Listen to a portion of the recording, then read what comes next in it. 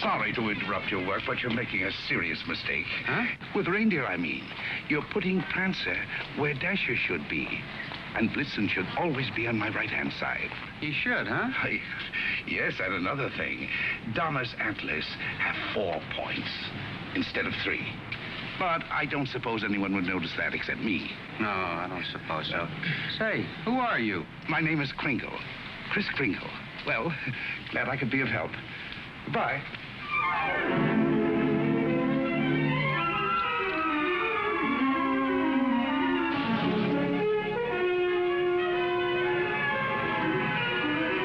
You see, it's all in your wrists, like throwing a ball. Now watch. See? Mrs. Walker, that new Santa Claus you hired is wonderful. Where'd you find him? We answered the ad along with 100 others. He is good, isn't he? Well, the parade's ready to start. You coming? I'm going home and getting a hot tub. I may just stay there until next Thanksgiving. But you've worked so hard on the parade. If I want to, I can see it from the roof of my apartment. Bye.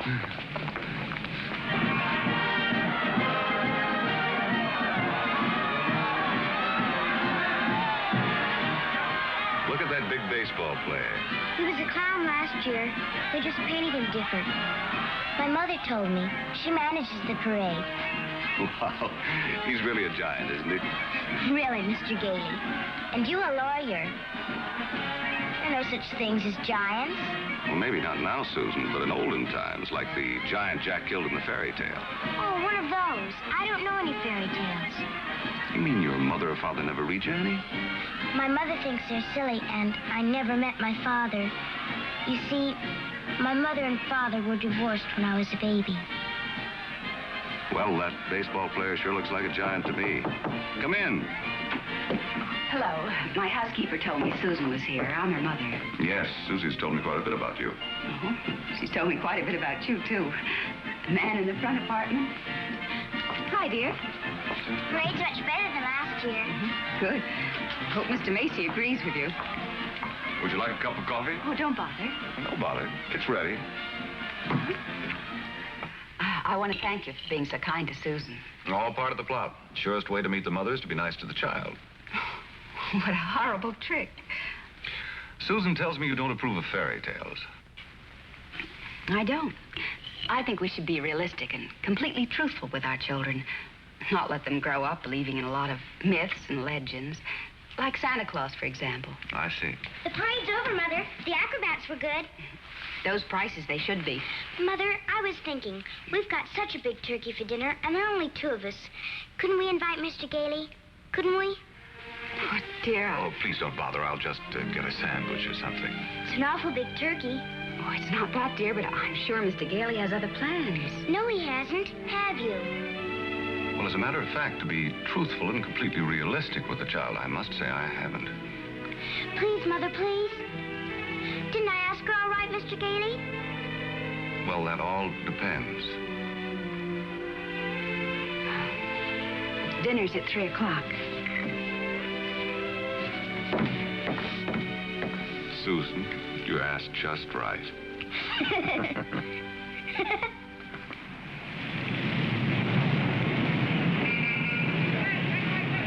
Before those screaming brats arrive, I want to give you a few pointers on how to be a good Santa Claus. Go ahead. Now, here's a list of toys we have to push. You know, things we've overstocked. You'll find that a great many children are undecided as to what they want for Christmas. When this occurs, you immediately suggest one of these items. You understand? I certainly do. All right, here they come. You get up there and go to work and memorize that list. And remember, be jolly. You're working for Macy's. Imagine that. Making a child take something he doesn't want just because he bought too many of the wrong toys. That's what I've been fighting against for years. And what's that, Pop? Trying to commercialize Christmas. And a Merry Christmas to you. Now then, what's your name, little boy? Peter. And what do you want for Christmas, Peter?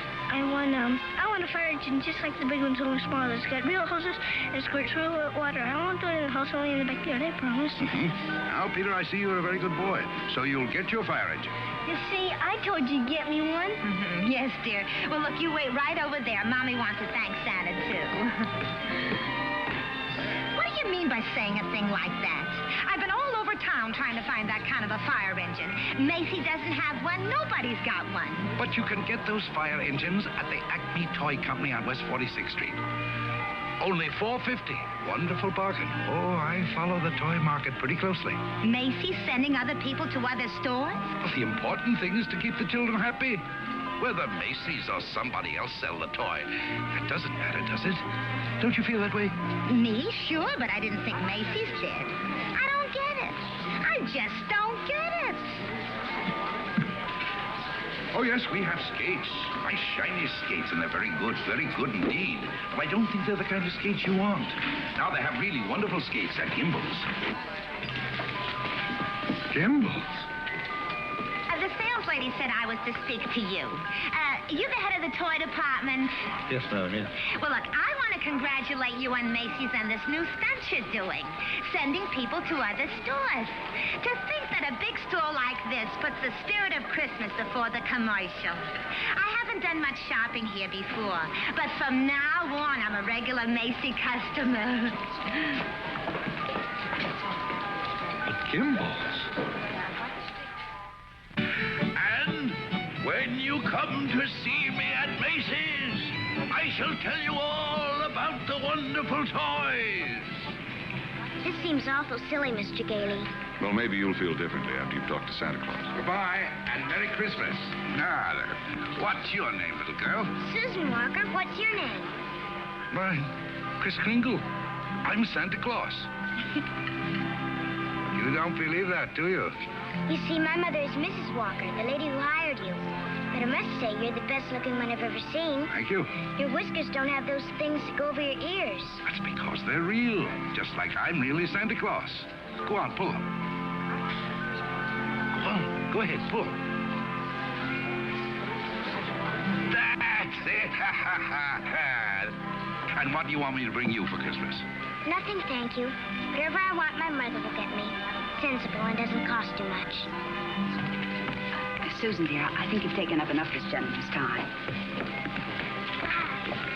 Your maid had to go home. Her mother sprained her ankle. She asked me to bring Susan down here for you. Yes, she phoned. I thought as long as we were here, we might as well talk to Santa Claus. He's a nice old man, Mother. And his whiskers are real, too. Yes, dear. A lot of old men have real whiskers like that. Susan, if you'd like to go over and look at the dolls, I'll be with you in just a minute. I want to talk to Mr. Gailey. I didn't think there was any harm in saying hello to the old gent. I'm sorry. Well, I think there is harm. I tell her Santa Claus is a myth, and you bring her down here to meet a very convincing old gentleman with real whiskers. What's wrong with that? By filling her full of fairy tales, she'll grow up to believe life is a fantasy instead of a reality. She'll keep waiting for Prince Charming to come along, and when he does, he'll be a... We were talking about Susie, not you. Whether you agree with me or not, I'll have to ask you to respect my wishes.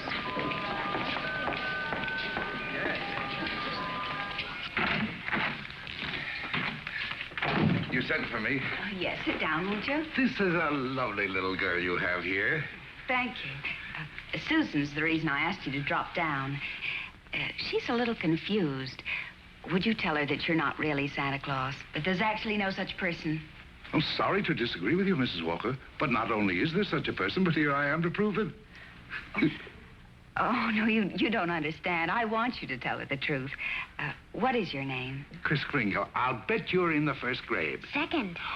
No, I mean your real name. It is my real name. Second grade. Good gracious. It's a progressive school. Oh, progressive school. Well, where did you get such a lovely outfit? Macy's. We get 10% off. Susan, would you go in and talk to Mrs. Adams for a minute? All right. Goodbye, young lady. Hope I see you again soon. I hope so, too. Bye. Kris Kringle. Address, Brooks Memorial Home for the Aged. If you care to call them and ask for Dr. Pierce, he'll be happy to confirm it. Age as old as my tongue and a little bit older than my teeth. Now, really? Well, that's the truth. Next of kin, Donna, Blitzen, Prancer. And Dancer.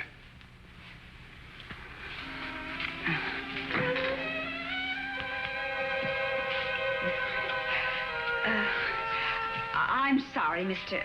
Kringle. Yes, well, I'm afraid we're going to have to make a change. You see, the Santa Claus we had last year is back in town, and, well, I feel I owe it to him to, Have I done something wrong?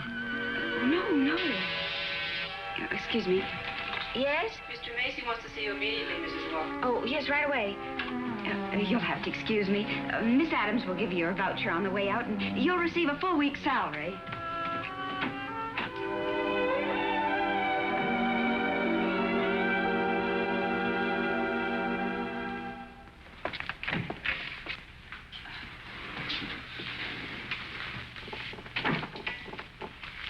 Now, about that new sales policy that you two seem to have initiated.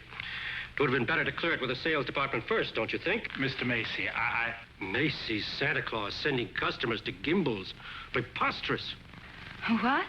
Yet, we cannot quarrel with success. Telephone calls, telegrams, over 500 parents expressing their undying gratitude to Macy's. So as a result, I've decided to make this the new sales policy for the entire store. If we haven't got what a customer wants, we'll send him where he can get it. In this way, Macy's will be known as the store with a heart. The store that puts public service ahead of profits. And consequently, of course, we'll make more profits. Well, I just want to express our appreciation and to tell you that in your Christmas envelopes, there'll be a more practical expression of our gratitude. Thank you, Mr. Macy. That'll be all. Thank you. Oh, and tell that wonderful Santa Claus of yours that I haven't forgotten him either. No, never mind. I'll tell him myself. In the morning.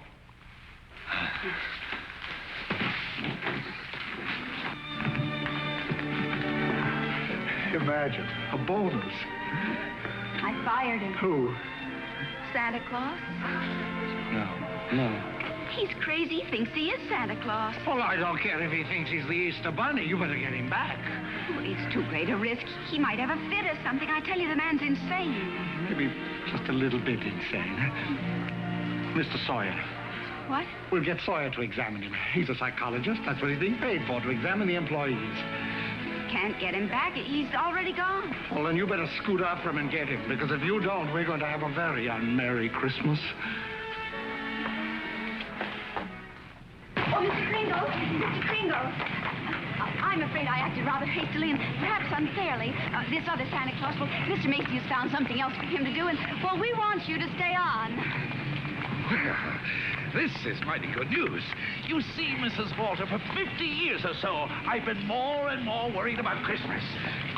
Christmas is not just a day, it's a frame of mind, and that's what they've been changing. Well, I'm glad you're taking me back. Maybe I can do something about it. And I'm glad I met you and your daughter. You're my test case. We are? Yes, in a way, you're the whole thing in miniature. And if I win you over, well, there's still hope. If not, I guess I'm through. But I'll try, and I'm warning you, I don't give up easily. Oh, but Mr. Kringle, first thing in the morning, could you report to Mr. Sawyer's office for a little examination? Mental examination? Well, partly, yes.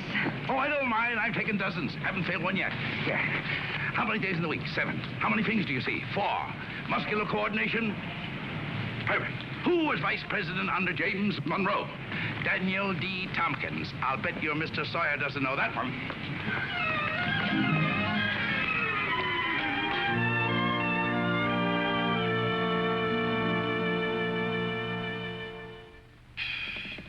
How much is 3 times 5? You asked me that before. I'm conducting this examination. How much is 3 times 5? Same as it was before. 15. You're rather nervous, aren't you, Mr. Sawyer? Do you get enough sleep? My personal habits are of no concern to you. Oh, I'm sorry. It's just that I hate to see anyone all tied up. How many fingers do you see? 3. You bite your nails, too? I want you to stand up straight with your arms extended.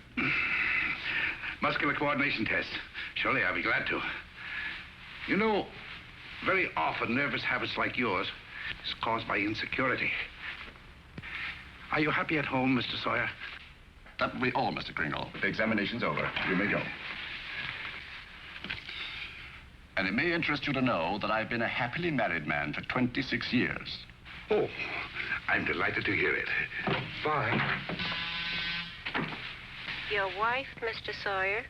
What else? Agnes, how many times have I told you not to bother with the office? No, I give you a perfectly liberal allowance. If that fat, stupid brother of yours would get a job, you wouldn't have to be pestering me all the time. Not a penny. How long have you known him, Dr. Pierce?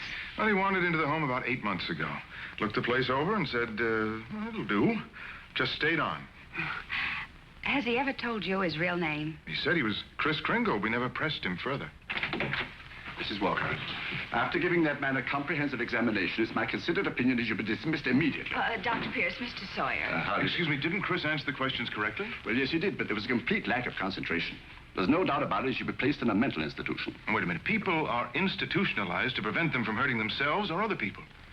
His is a delusion for good. He only wants to be friendly, helpful. Mrs. Walker, naturally I cannot discharge this man. So when he begins to exhibit his latent maniacal tendencies, which I assure you he will, the responsibility will be entirely yours. Oh, Dr. Pierce, if there's the slightest possibility of trouble, Now, what trouble could Kris possibly get into? No? Well, coming to work, for instance, a policeman might ask him his name. Now, you know that would get him into a fight. Well, that could be avoided easily enough. Find someone here in the store to rent him a room. Then they could go to and from work together. Oh, yes, that would solve everything. That's a wonderful idea. Yes, isn't it? Your son's away at school. What about his room? Well, I'll talk to Mrs. Shellhammer as soon as I get home. In the meantime, you take Kris home to dinner. Oh, no, I couldn't. Oh, really, Mrs. Walker? If I can supply the room, the least you can do is furnish a free meal.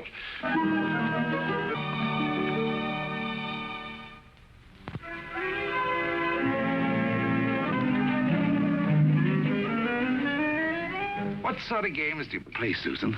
I don't play much with the children. They play silly games. They do. Like today, they were playing zoo, and all of the children were animals. Homer was supposed to be the zookeeper. He said, "What kind of an animal are you?" I said, "I'm not an animal. I'm a girl." He said, "Only animals allowed here. Bye." Oh, that's too bad. Sounds like a wonderful game to me. Of course, to play it right, you've got to have imagination. Do you know what imagination is? That's when you see something and it's really not there. Well, yes. But I believe imagination is a place by itself. Yeah, you know, like, well, you know the British nation and the French nation. Well, this is imagination. Say, how would you like to make snowballs in the summertime? Or drive a bus down Fifth Avenue, Or be the Statue of Liberty in the morning, and in the afternoon, a flock of geese flying south? Well, the first place, you'd have to learn to pretend. That's imagination. Now, the next time they play zoo, you tell Homer you're a monkey. But I don't know how to be a monkey. I'll show you. Now, stand up. First, you bend way over. That's it. Keep your arms loose. Now, then you scratch. On the contrary, the firm of Hazlitt, Sherman, and Hazlitt has been very good to me. But being an exceptional lawyer, I want to open my own office. Naturally. We're having our first lesson in pretending, and we're doing pretty well, too. She'll be having nightmares for weeks. But you'll be having a lot of fun in the daytime. Hello? Oh, Mr. Shellhammer, that's fine. The Shellhammers have a room for you. That's very kind of them, but I've accepted Mr. Gailey's offer to stay with him. Mr. Gailey? I'll get the meat. Oh, thank you, Mr. Shellhammer, but it seems he's made other arrangements. Yes, well, goodbye. Well, here we are. Steak. No, it's venison. A friend of mine at the office gave it to me. What's venison? Oh, deer meat. If you don't like it, I have eggs for you. Could I have eggs, too? Venison, you know, I couldn't. Oh, I forgot. Well, there must be something you want for Christmas. Something that even your mother doesn't know about. Why don't you give me a chance? All right. Good. That's what I want for Christmas. A doll's house like this? No, a real house. A real house? If you're really Santa Claus, you can get it for me. And if you can't, just a nice man with a white beard like Mother says. Well, just because every child doesn't get his wish, that doesn't mean there isn't a Santa Claus. That's what I thought you'd say. But what could you possibly want with a house like this? Live in it with my mother. You have this lovely apartment. But I want a bad backyard in a swing and she can't get it, huh? I didn't say that. Well, it's a tall order, but I'll do the best I can. May I keep this? Mm-hmm. Good night, Susan. Good night.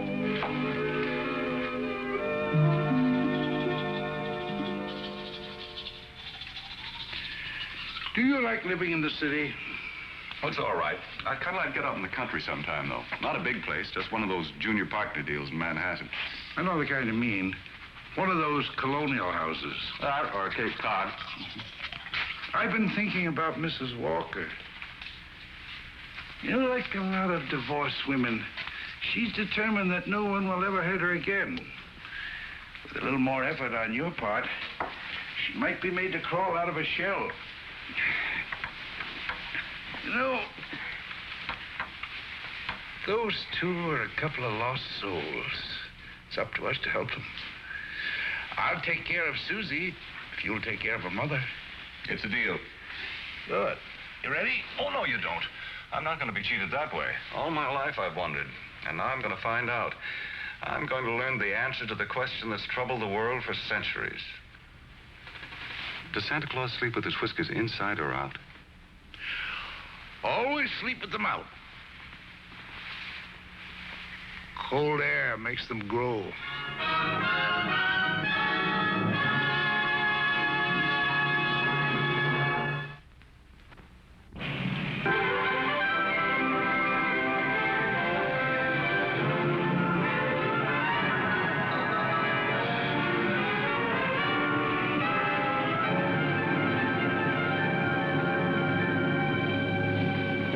One event I never expected to see. Two can play at this game, Mr. Macy. If Gimbel's hadn't got what the customer wants, we'll send him over to Macy's.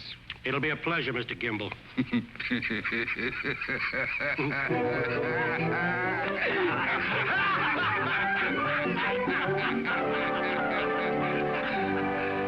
There they sat, adult but children still, children at heart. It was summer, warm, glorious summer. The end. Did you like that story, Susan? Mr. Kringle, do you think I'm going to get my house for Christmas? Well, I can't promise, but we mustn't give up hope. Good night, Susan. Tomorrow evening, I'll read you another story. I can't. I've got to go to school. Isn't this vacation? Yes, but this is what they call a required function. Required function? The Fillmore Progressive School requests your presence at a special performance of a Christmas play to be given in the modern manner. What does that mean? A Christmas play without Santa Claus.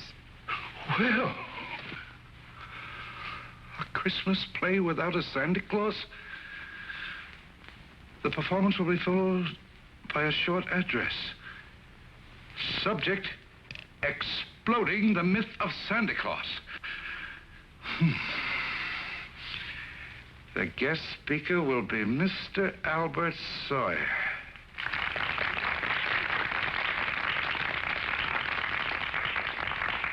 I'm very happy you enjoyed our little play.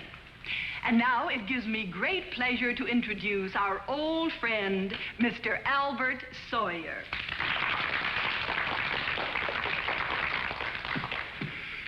Parents and young people, it's thrilling indeed to see so many happy, smiling faces. I know you're all looking forward to a joyous Christmas.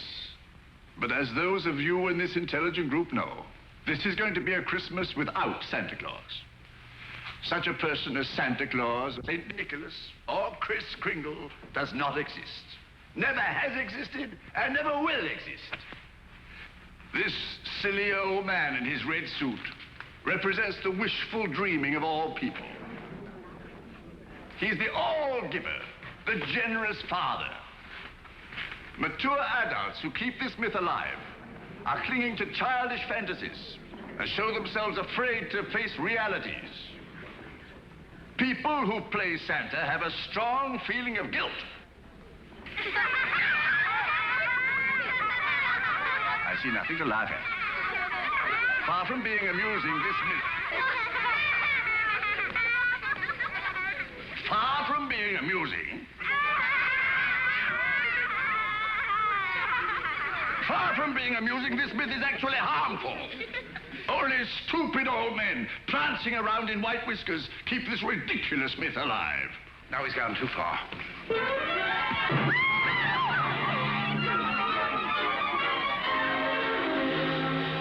He became violent because I attacked his delusions, and he'll do it again. Well, if you ask me, I think we ought to get an outside psychiatrist to examine him. Then you better do it right away before Mr. Macy hears about it. Oh, that's right. You explain it to Mr. Kringle. After all, you're his Oh, friend. no, I can't. Well, I've grown very fond of him, and this is going to hurt him deeply. I just can't. All right, what can we do? I think I have it. You tell Kringle Mrs. Walker wants him to leave at once in order to have some publicity pictures taken with the mayor. I'll have a car waiting outside, and once we get him in the car, we'll drive him straight off to Bellevue Hospital. Yes, that'd do it. I'll ride up front with the driver.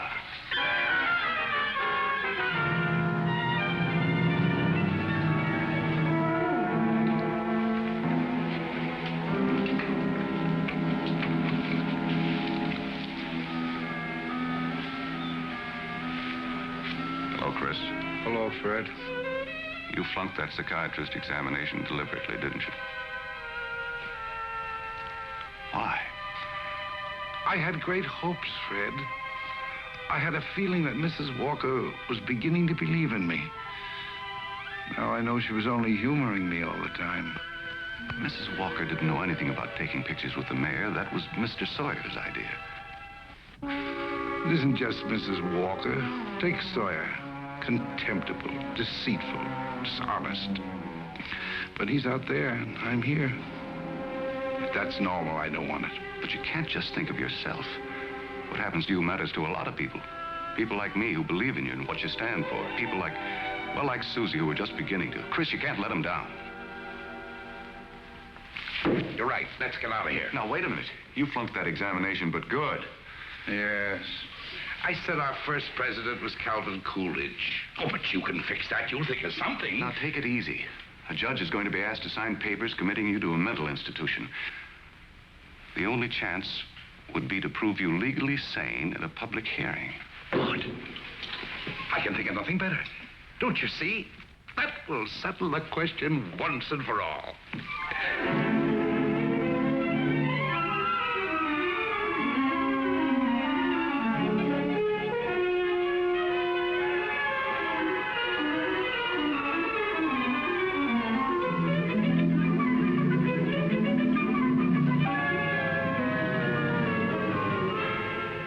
Solemnly swear the evidence you are about to give at this hearing is the truth, the whole truth, and nothing but the truth? I do. Good morning, Your Honor. Good morning. You may proceed, Mr. District Attorney. My name's Thomas Mara. What's yours? Kris Kringle. Oh. Where do you live? That's what this hearing will decide. It's a very sound answer, Mr. Kringle. Thank you, Your Honor. Tell me, do you really believe that you're Santa Claus? Of course. The state rests, Your Honor. In view of this statement, do you still wish to put in a defense, young man? I do, Your Honor. I'm fully aware of my client's opinions. In fact, that is the entire case against him. That Mr. Kringle is not sane because he believes himself to be Santa Claus. An entirely logical assumption, I'm afraid. Not necessarily, Your Honor. You believe yourself to be Judge Harper, yet no one questions your sanity because you are Judge Harper. Mr. Kringle is the subject of this hearing, not me. Exactly. So I intend to prove that Mr. Kringle is Santa Claus.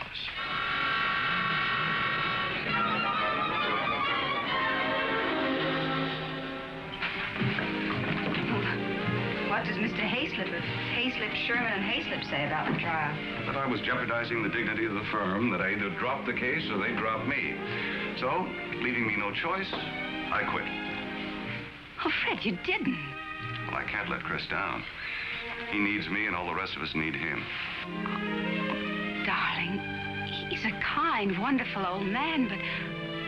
Well, you can't throw away your career because of sentiment. I'm not throwing a career away. I'll get by. I'm a darn good lawyer. This doesn't shake your faith in me, does it? This is a question of common sense, not faith. Faith is believing in things when common sense tells you not to. I wish you could let yourself believe in people like Kris, and in fun, and love, and joy, and all the other intangibles. Can't pay the rent with intangibles. And you can't live without them. Why don't you try a little blind faith, darling?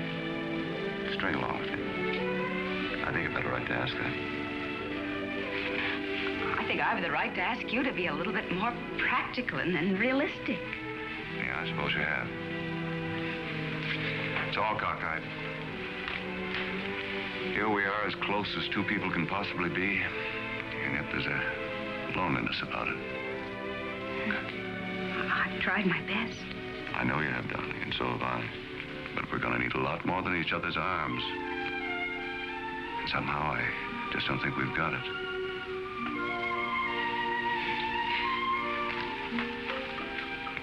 Funny. With all my common sense, I was just beginning to think this time it might work out. So was I, but... Can I help you trim the tree? Thanks, I can do it. Well, good night. Good night.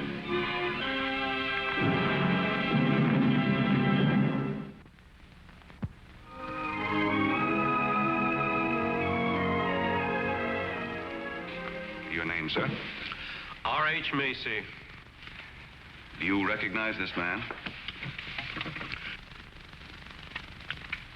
Yes, he's an employee of mine, Kris Kringle. Do you believe him to be of sound mind? I certainly do. Mr. Macy, you're under oath. Do you really believe that this man is Santa Claus?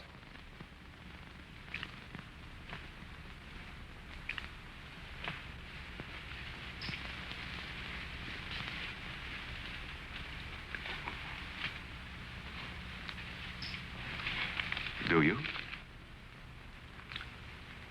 I do. That is all.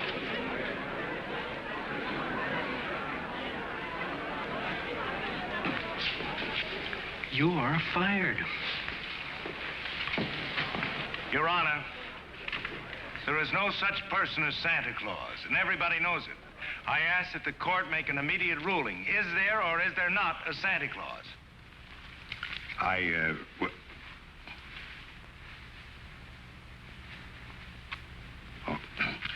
This court will take a short recess to consider the matter. I don't care about the law. I'm talking about politics. You go back in there and rule that there's no Santa Claus, we won't be even able to put you in the primaries. Charlie. I'm a responsible judge. How can I seriously rule that there is a Santa Claus? All right, go back in there and rule there isn't. The kids read about it, so they don't hang up their stockings. So what happens to all the toys that are supposed to be in them stockings? Nobody buys them. Oh, the toy manufacturers are gonna love that. What about the Christmas card makers, the candy companies? Oh, boy, are you gonna be a popular guy. And what about the Salvation Army? They got a Santa Claus on every corner. Henry, I'm telling you, if you go back in there and rule that there's no Santa Claus, you can count on getting just 2 votes. Your own and that district attorney's out there.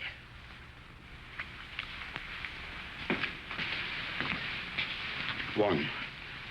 District Attorney's Republican. The court will rise.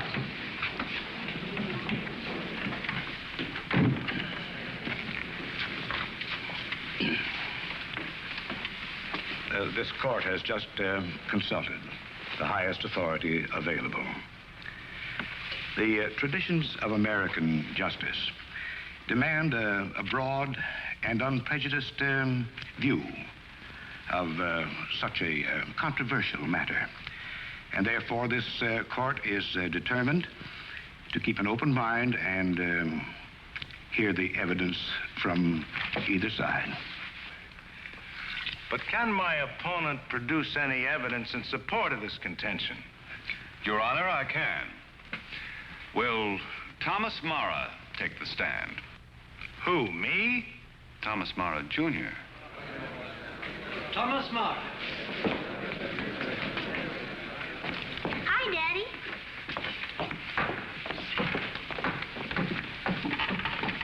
Tommy, you know the difference between telling the truth and telling a lie, don't you?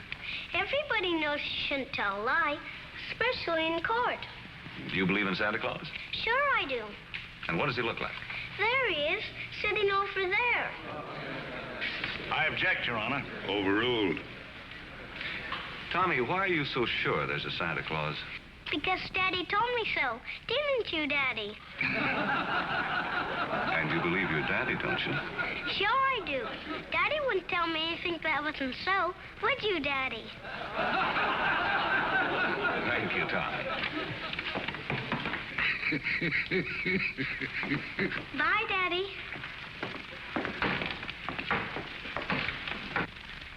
The state of New York is willing to concede the existence of a Santa Claus.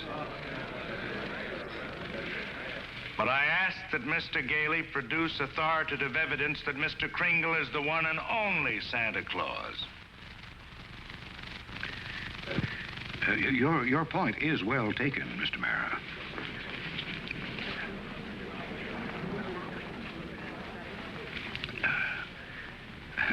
Mr. Gailey, are you ready to show that Mr. Kringle is Santa Claus? On the basis of competent authority? Not at this time, Your Honor. I ask for an adjournment until this time tomorrow. This court stands adjourned till 3 o'clock tomorrow afternoon. That's all ready.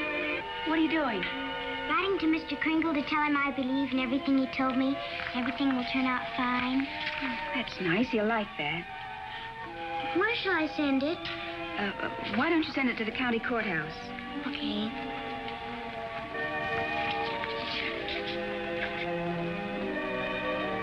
What did you write, Mother? I believe in you, too, Doris. Go take your bath now.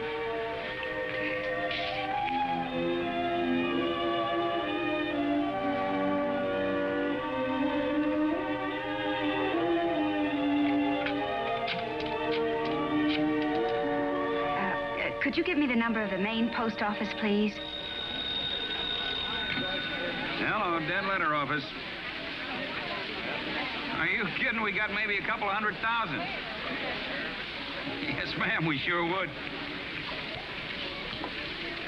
Hey, lady, that's not a bad idea. Thank you.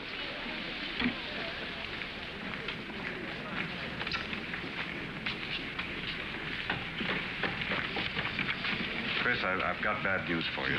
I've tried every way to get some competent authority. I wired the mayor, the governor, everybody. Susan. And means more to me than all the mayors and governors in the world. It's all over. He hasn't got a thing.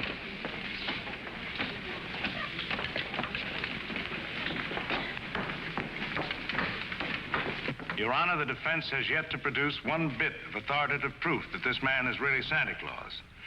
And in view of the fact that it is Christmas Eve and we're all anxious to get to our homes, I ask that these commitment papers be signed without further delay. Mr. Gailey, have you anything further to offer? I should like to submit the following evidence, Your Honor. It concerns an official agency of the United States government.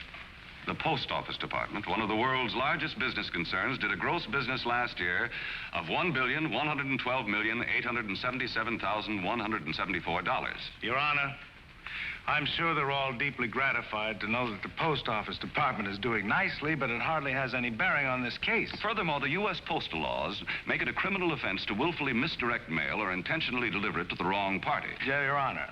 I'm sure that the state of New York is willing to admit that the Post Office Department is authoritative, prosperous, and efficient. For the record? For the record. Anything to get on with this case. Then, Your Honor, I offer these letters in evidence.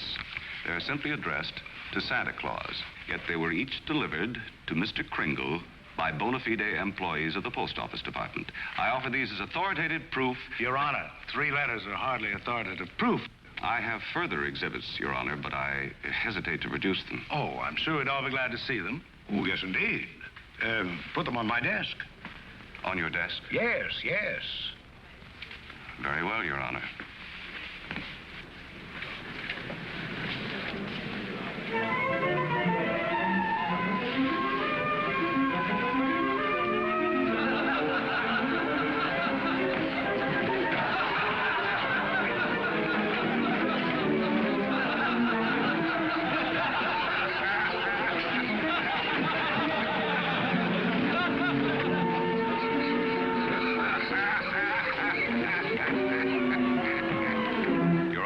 Every one of these letters is addressed to Santa Claus, and the post office has delivered them to my client. Therefore, the United States government recognizes this man, Kris Kringle, as Santa Claus. If the United States of America believes this man is Santa Claus, then this court will not dispute it. Case dismissed. Thank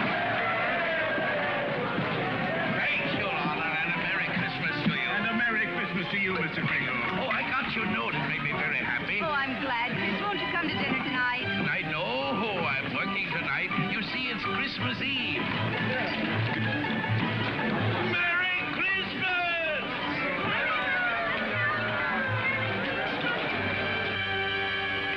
What's the matter with Susan? I think she misses Kris. Don't worry, young lady. Kris is bound to come. Didn't get my present, Uncle Fred. Why, darling, you got a lot of presents. Not the one I wanted. Not the one Mr. Kringle was going to get for me. What was that? It doesn't matter. I didn't get it. I knew it wouldn't be here, but I get a letter or something about it. Hello? Hello, Susan. Merry Christmas. Well, it wasn't really a promise. I said I'd do my best. You couldn't get it because you're not Santa Claus, that's why. Just a nice man with white whiskers like my mother says. And I shouldn't have believed you. Susan. Merry Christmas, Kris. I'm sorry Susan is disappointed in me. Oh, she'll be all right. Here's Fred. Merry Christmas. Where are you? Out at the home. Fred, we're giving a little party this afternoon. Will you bring Mrs. Walker and Susan out to help us celebrate? Of course I will. Now, you turn off the parkway at Seymour. Drive 3 blocks, then turn onto Ashley Drive. You'll see it on the right. Got it. Bye. Susan, I was wrong when I told you not to believe in Mr. Kringle. You must have faith in him. But he didn't get me that. It doesn't make sense, Mother. Oh, faith is believing in things even when common sense tells you not to. I mean, even though things don't work out the way you want them to the first time, you still gotta believe in people. I'll try.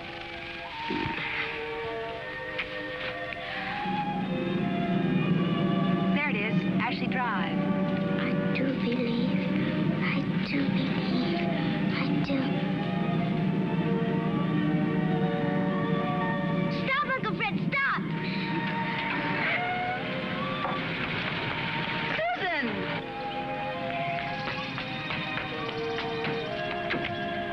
Susan!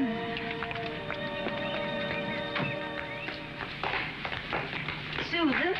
You shouldn't be running around in other people's houses. But this is my house, Mommy. The one I asked Mr. Kringle Now, for. Susan, darling. It is. I know it is. Oh, you're right, Mommy.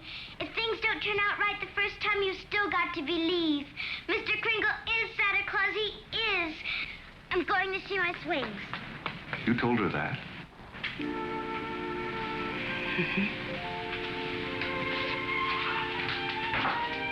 The house seems to be for sale. We can't let it down. Oh, Fred. Darling, I always believed in you. It's just my ridiculous common sense. Well, it even makes sense to believe in me now. I take a little old man and legally prove that he's Santa Claus. Now, you know.